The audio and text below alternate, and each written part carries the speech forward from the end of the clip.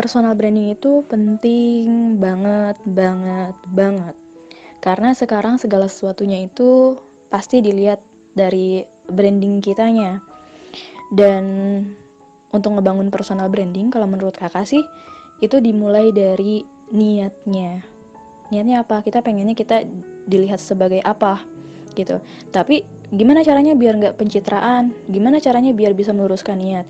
Jujur, godaan untuk niat itu banyak banget.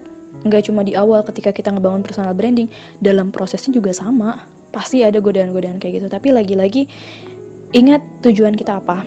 Kalau Hani sendiri ketika ngebangun personal branding, tujuannya untuk kebermanfaatan. Yang dipengenin tuh bukan dunianya loh, tapi semoga ini bisa menjadi ladang amal jariah biar nanti itu di akhirat dari sosial media yang dimana Hani sering banget ngabisin waktu di sosial media, ini bisa menjadi jalan kebaikan yang membawa pahala gitu. Jadi goalsnya itu apa? Itu yang bisa membuat kita teguh dengan jalan yang kita pilih, personal branding yang kita pilih gitu. Karena kayak untuk personal branding nih ya, banyak banget orang-orang yang brandingnya mohon maaf dunia dapat akhiratnya enggak gitu. Jadi kalau saran Hani sih, pilihlah jalan apapun itu yang teman-teman suka, yang teman-teman passionate, yang teman-teman rasa itu kalian banget gitu. Tapi yang itu juga inline sama tujuan akhirat kalian, jangan cuma dunianya aja gitu.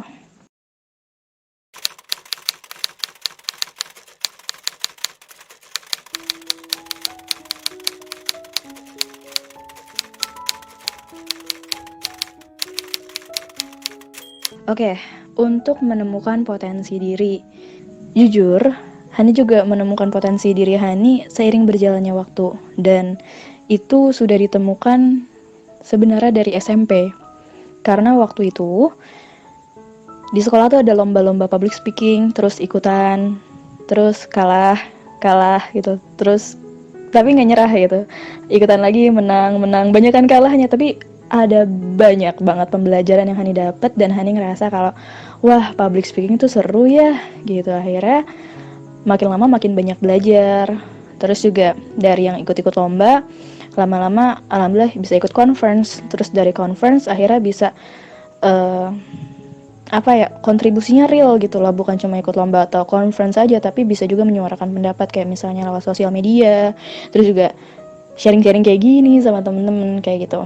Nah, untuk temen-temen, tapi jangan ngerasa kayak, wah telat nih saya nemuin potensi diri. Enggak teman-teman, enggak ada yang terlambat. Selama kita masih dikasih nikmat sehat, selama kita masih dikasih waktu sama Allah, itu enggak ada yang terlambat. Jangan pernah menyesal atau merasa kayak, aduh ketinggalan nih gitu. Enggak teman-teman, setiap orang punya jalur hidupnya masing-masing. Jadi kalau kita udah paham itu, kita nggak akan ada tuh kayak iri-irian sama orang lain gitu. Terinspirasi boleh, tersemangati boleh, tapi jangan bikin ngerasa kita tuh nggak ada apa-apanya gitu loh. Maksudnya kayak ngerasa, aduh ya nggak bisa deh ya, jadi pesimis kayak gitu. Jangan sampai kayak gitu. Nah, terus cara nemuin potensi diri itu dengan melakukan sebanyak-banyaknya hal yang belum pernah kita lakukan sampai kita nemuin, oh ini klik banget, oh ini seru banget, oh ini gue banget gitu. Karena kalau kita nggak pernah nyoba, kita mager gitu kan, kita nggak pernah mau bersosialisasi, kita nggak pernah mau mengembangkan diri, kita nggak pernah mau aktif, ya gimana kita nemuin potensi kita gitu loh gitu. Terus kalau misalnya udah ngerasa nyaman sama sesuatu, misalnya kayak Ani seneng public speaking, dalemin di situ gitu loh. Karena kita nggak bisa menguasai semua hal, tapi menguasai satu atau beberapa hal bisa lah gitu. Dan kalau kalian ngerasa sering banget males, kalian harus coba cari gimana caranya biar kita tuh bisa bangun dari rasa malas kita. Dan ini sangat variatif, setiap orang beda. Hani sendiri di rumah tuh banyak banget tempelan kayak sticky notes untuk mengingatkan diri, terus study list yang 100 impian, terus juga Hani nyimpan video kayak Maudy Ayunda, terus tokoh-tokoh lainnya. Jadi kalau nonton video itu kayak wah tersemangati lagi nih gitu. Terus harus punya lingkungan yang membangun juga, misalnya kayak di sosial media, siapakah akun-akun yang kita follow, apakah akun-akun gosip atau akun-akun yang membangun, yang menginspirasi gitu. Jadi pastikan kayak gitu loh teman-teman.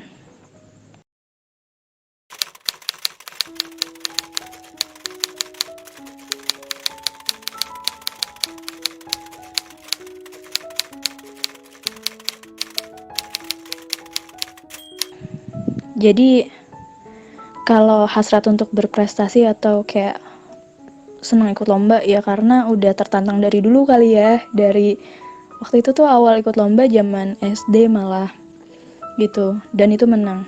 Dan menangnya tuh lucu karena waktu itu juara 1 lomba pidato, tapi jurinya paman gitu loh. Jadi kayak ya Allah, padahal bukan suatu kemenangan yang sangat dibanggakan, sama yang juara 2 aja bagusan yang juara 2 gitu kan.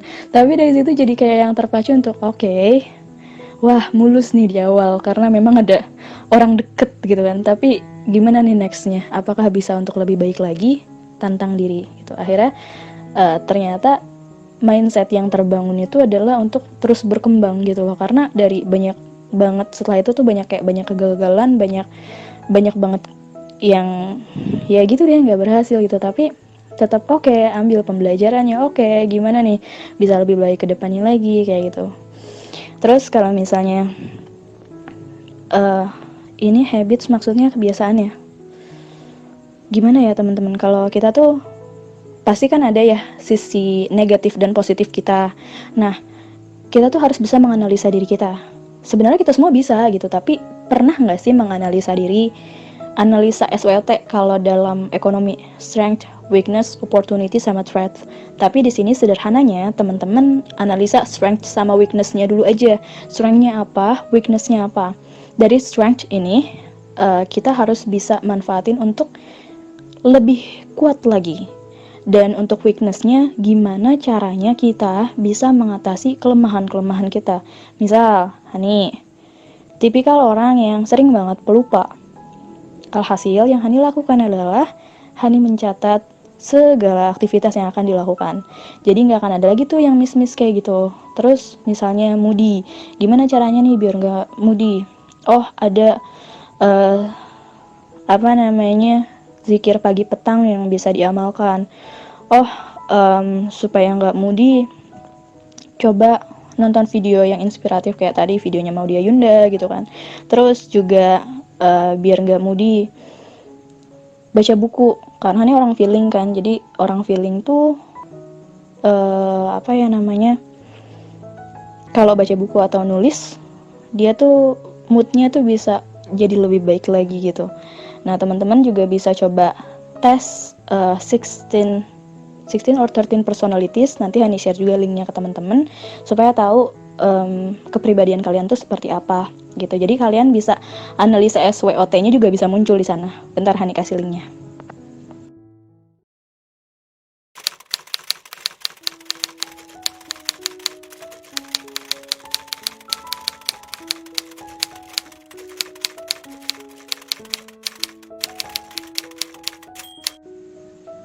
Biasanya kan kalau tahapan wawancara itu nggak serta-merta langsung ke tahap wawancara ya. Biasanya tahap wawancara tuh di stage kedua atau ketiga setelah dokumen atau setelah esai gitu. Nah, saran Hani, kuasain esai dan kuasain hal-hal yang terkait sama temanya gitu. Jadi bisa dipersiapin dari jauh-jauh hari, nggak usah nunggu pengumuman dulu, karena biasanya bahkan pengumuman sama apa namanya jadwal untuk wawancara itu deket banget gitu. Jadi betternya ketika kalian udah selesai ya siap-siap untuk yang terbaik dengan mempersiapkan diri. Siap-siap juga yang terburuk kalau emang gak lolos, yaitu adalah dengan fokus tadi ke beberapa program lainnya. Jadi gak fokus ke satu program. Terus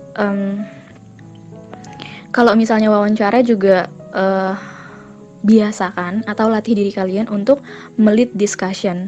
Memang sih nggak semua diskusi itu kita bebas untuk melead gitu kan atau memimpin diskusi, tapi nggak ada salahnya untuk relax, terus juga ramah, terus tenang, meskipun hati deg-degan gitu, tapi upayakan untuk tetap tenang, tunjukkan aura yang positif kayak gitu. Sama apa nih, ada tips buat yang tidak pernah atau tidak punya pengalaman wawancara bahasa Inggris? Ada. Jadi untuk kita tadi fasilitas belajar tuh ada di mana-mana, dan di YouTube tuh banyak banget. Hani juga sampai sekarang masih sering banget streaming YouTube tuh buat belajar-belajar gitu. Jadi untuk yang belum punya pengalaman wawancara dalam bahasa Inggris, buka-buka aja YouTube. Common questionnya apa sih gitu. Cuma kalau misalnya exchange sih paling yang related sama kegiatan exchange-nya, terus yang berkaitan sama esai yang kita tulis, terus yang berkaitan sama diri kitanya, terus juga ya gitu-gitu aja sih kalau untuk pertanyaan di wawancara gitu.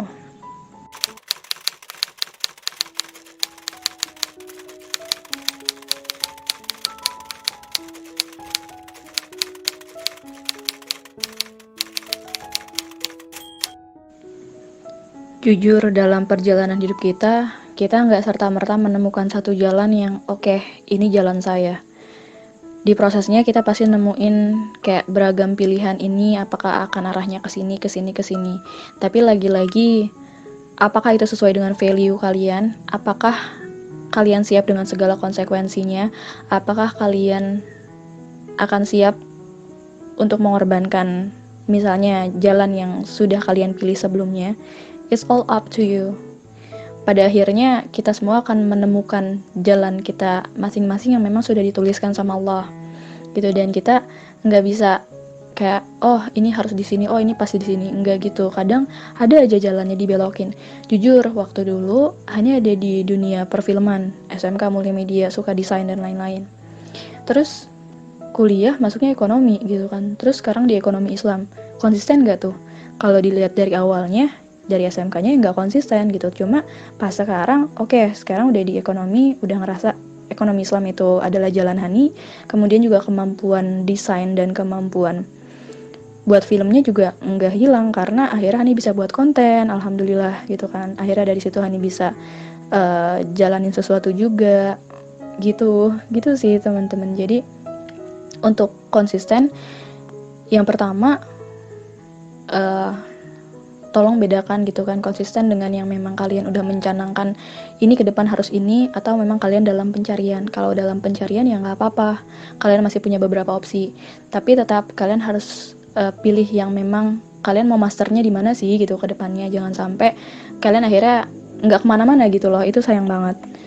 Terus kalau misal kalian udah nemu ini, saya harus ke jalan ini gitu kan, bismillah, karena memang kedepannya juga sepertinya sudah ada jalannya kesini gitu. Yang ngejaga kok konsistensinya gimana? Konsistensi itu sebenarnya dibangun dari kebiasaan-kebiasaan kita. Memang kita yang membangun kebiasaan, tapi kan pada akhirnya kebiasaan itu akan membangun karakter kita kan, gitu. Jadi dari situ ya kita bangun kebiasaan-kebiasaan kita. Terus gimana kak kalau misal nggak bisa konsisten juga? Kalau Hani sih nerapin reward and punishment ke diri sendiri.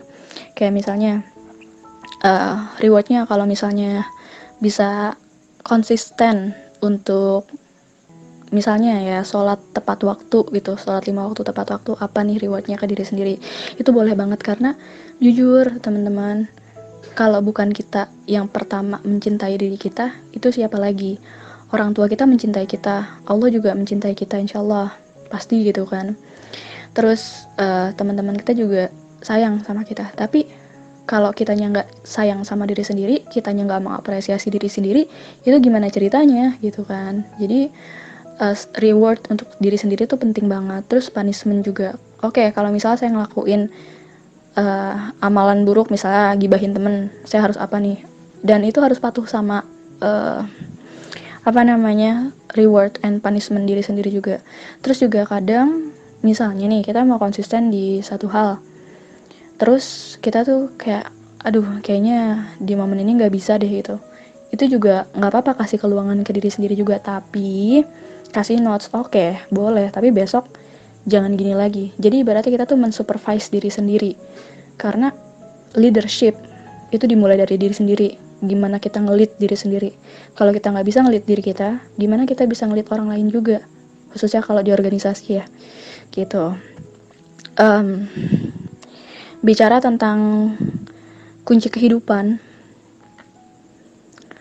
Apa ya, sebenarnya sederhana sih kunci kehidupan Hani. Hani cuma berpegang pada khairun nas anfa'uhum linnas, menjadi sebaik-baiknya pribadi yang bermanfaat untuk umat, untuk siapapun gitu. Jadi dengan jalan itu, mau di kondisi apapun, ketika ingat lagi, oh iya, ini insya Allah jalan untuk kebermanfaatan. Oh ya, ini uh, sesuai sama value Hani untuk kebermanfaatan. Meskipun kadang kayak rasa ya lelah, capek gitu, tapi semuanya terbayar. Kan kalau kita lelah juga sebenarnya kita cuma butuh istirahat, bukan berhenti gitu.